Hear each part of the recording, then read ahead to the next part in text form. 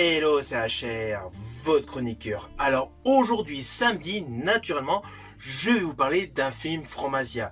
Plus précisément, une production HK. Ceci dit, vous avez vu, j'ai mis la casquette, donc nous allons voyager dans le temps. Nous allons retourner en arrière en 1992.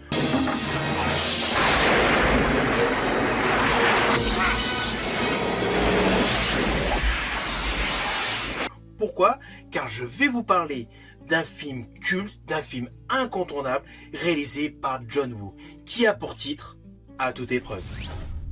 Avant d'aller plus loin, n'oubliez pas, si vous n'êtes pas abonné, pensez à le faire, pensez à la petite cloche pour les notifs et surtout à vos commentaires. Let's go!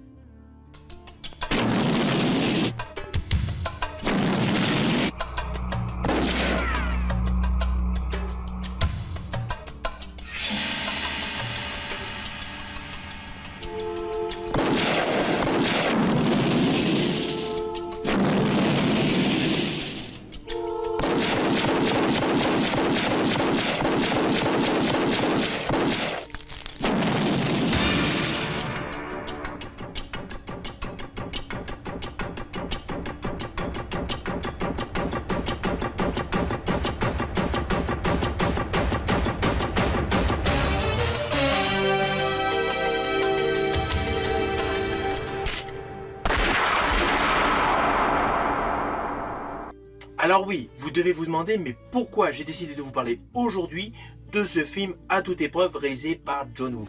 Tout simplement parce que c'est le film de sa filmographie qui m'a fait découvrir tout simplement ce réalisateur exceptionnel.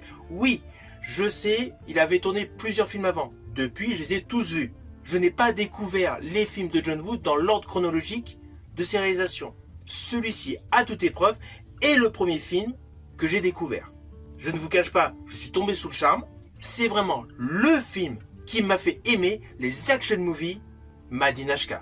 C'est un film qui est sorti en 1992, qui dure un peu plus de 2 heures et qui met en vedette deux acteurs de talent, Chow Yun-fat et Tony Leung. Avec l'histoire suivante.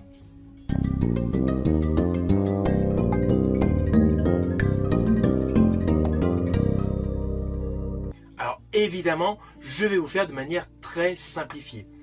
On est en pleine rétrocession de la colonie Hong Kong. Un policier vient d'être assassiné dans une salle de restaurant et son meilleur ami décide tout simplement de le venger. À cela s'ajoutent des trafiquants d'armes, des criminels et des flics borderline. Naturellement, je n'irai pas plus loin, car ce film est un pur chef-d'œuvre. Il faut que vous découvrez par vous-même l'histoire. On va pas se mentir, ce film À toute épreuve fait partie de ces films qui marquent une génération. Il y a certes des films qui marquent une époque, d'autres qui créent un style, et enfin quelques rares chefs-d'œuvre qui transcendent littéralement le genre et deviennent cultes. Ce film À toute épreuve de John Woo appartient sans ambiguïté à la dernière catégorie que je viens de citer. Ce film est devenu une référence définitive. Alors oui, c'est le premier film que j'ai découvert réalisé par John Woo. Oui, c'est l'un de mes préférés avec une balle dans la tête.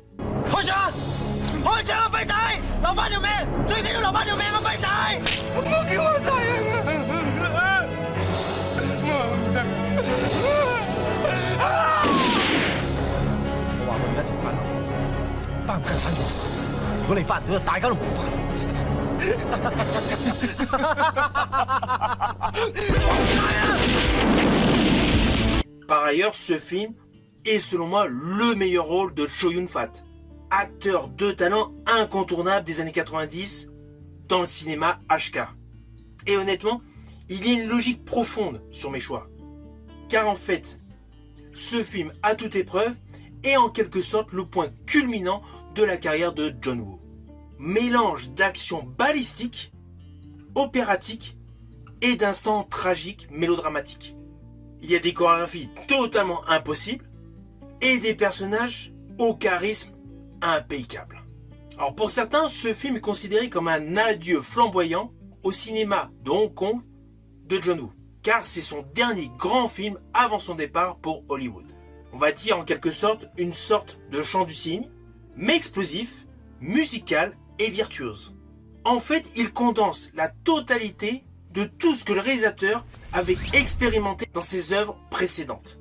La stylisation des gunfights, l'importance du sacrifice, les amitiés viriles impossibles, la mélancolie derrière la violence, et surtout cette capacité de transformer un décor banal, je pense notamment à une maternité, en une scène mythologique. Alors le personnage de Chow Yun-fat, Tequila, atteint ici un sommet de charisme et d'élégance. En fait, il y a une sorte de dualité. Il incarne l'inspecteur Tequila Yen, un policier aussi impulsif que profondément moral, un mélange de cool absolu et de vulnérabilité silencieuse.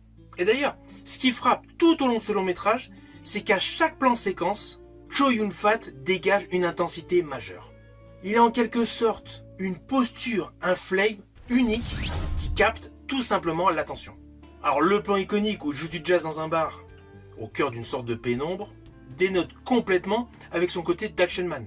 Il a un côté avec un humour calme, presque fataliste, mais une posture avec une certaine dextérité dès qu'il y a des gunfights. En fait, l'acteur Chow Yun-fat dans ce long métrage, à toute épreuve, offre tout simplement une présence magistrale, une véritable leçon de cinéma. On va pas se mentir, peu d'acteurs actuellement peuvent prétendre atteindre ce niveau. Il est à la fois héros, mentor, survivant, en fait, une figure mythologique. Selon moi, c'est l'un de ses rôles les plus complets. Je pense que c'est difficilement contestable. Alors, cela n'empêche pas que j'aime Les Syndicats du crime. J'aime tous les autres films dans lesquels il a joué, essentiellement avec John Woo. Mais là, sa composition dans ce film est selon moi le top niveau de sa filmographie. Alors avec lui, on retrouve Tony Leung, véritable contrepoint parfait, qui crée tout simplement une dynamique inoubliable. Celui-ci incarne Alan, un policier en infiltration au cœur de la pègre, constamment tiraillé par la solitude. C'est logique. Avec de surcroît tous les dilemmes moraux qui se rajoutent. En fait, là où Tequila est à feu et à sang, c'est une pile, c'est l'action man. Alan, en fait, est en quelque sorte une braise qui se consume lentement. On va pas se mentir, leur relation, leur duo, en fait, est chevaleresque. Deux hommes que tout oppose, mais que le destin et le devoir rapprochent. Ainsi, John Woo filme leur alliance avec une intensité émotionnelle étonnamment douce pour un film aussi violent. C'est là, justement, tout le talent de ce réalisateur. Faire cohabiter la brutalité et la tendresse, la poudre à canon et les larmes.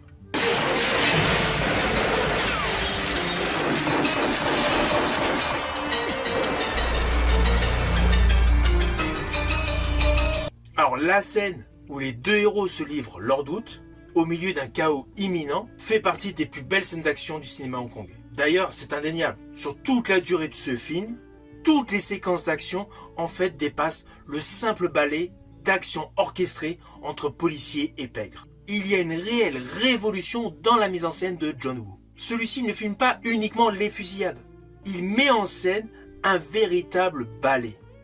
Tout est fluide, tout est pensé, tout est dansé.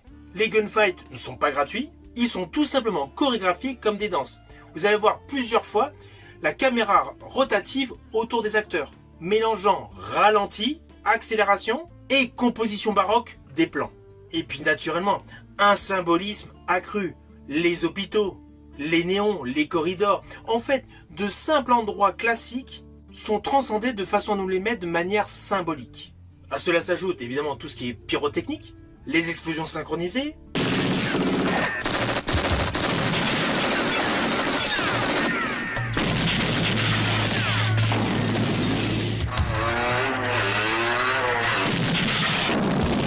et surtout les mouvements de caméra très compliqués à l'époque. Aujourd'hui, c'est simple, la miniaturisation est passée par là.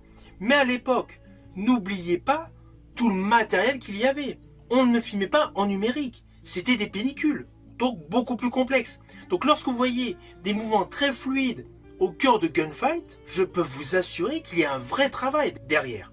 C'est beaucoup plus compliqué qu'au jour d'aujourd'hui.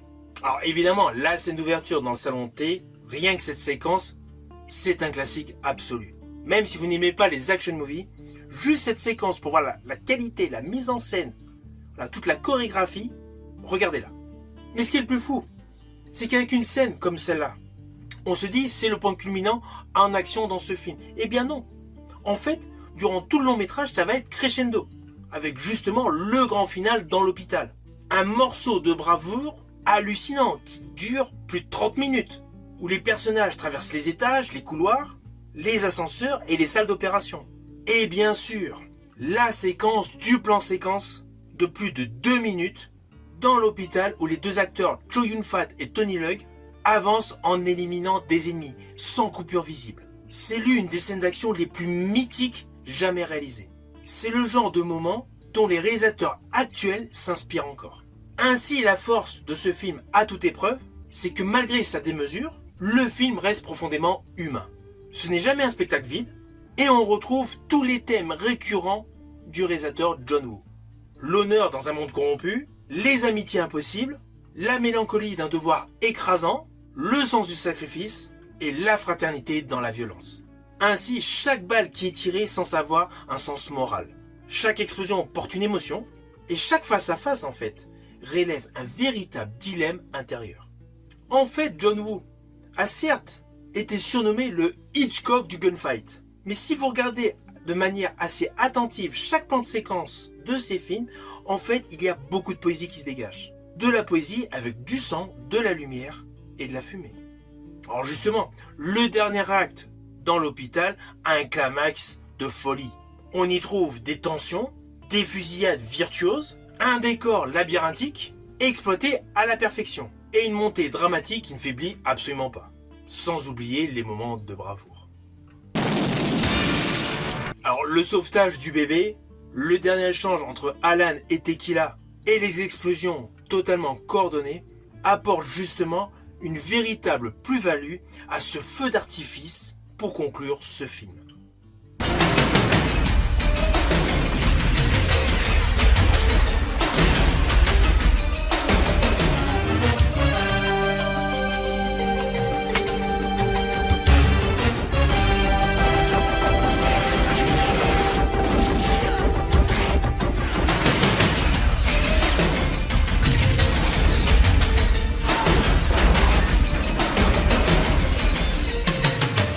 Alors au final, naturellement, c'est un film que je vous invite à découvrir si vous ne le connaissez pas. Il est disponible en Blu-ray et en DVD. Je pense même qu'on peut le trouver actuellement sur certaines plateformes de streaming. C'est un film vraiment incontournable. Il appartient à une époque, à une industrie, à une culture où la technique était précise. Selon moi, c'était la bonne époque du cinéma hongkongais. Celle de l'explosion, celle de la pellicule, des cascades réelles, des squibs explosifs, celle tout simplement du génie presque artisanal de John Woo.